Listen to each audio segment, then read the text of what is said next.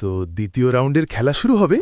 প্রথম রাউন্ডের তো বাঙ্গির নাতিগুলাকে সাবান ছাড়া ধুয়ে দিলাম। এবারও দেখব কোন হুইল পাউডার ছাড়া ধুয়ে দিতে পারি। 100 দানির ভাই বনফায়ার জ্বালিয়ে দিল। এখন বসে বসে খাই, তারপর ভাগ্য। अच्छा ठीक है समझ गया। আমার দলের যে টিমমেটগুলো আছে এক একটা বাঙির নাতি, এসব আবাল পোলাপাইনগুলোর সাথে খেলতে হয় আমাকে। তারপরও খেলমেয়েকে টিপে টিপে মারতে একটু সাহায্য করে তারা। ওই যে বাঁশবাগানের চিপায় এনিমি দেখা যায়। আমার MP5 যতগুলা গুলি আছে সবগুলা তোমার ভিতর ভরে দেব, তারপরও মর শালার পুতেরা।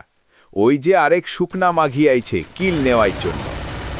তাকেও হেডা ভরে গুলি করব, দেখি কে বাঁচে আমার থেকে।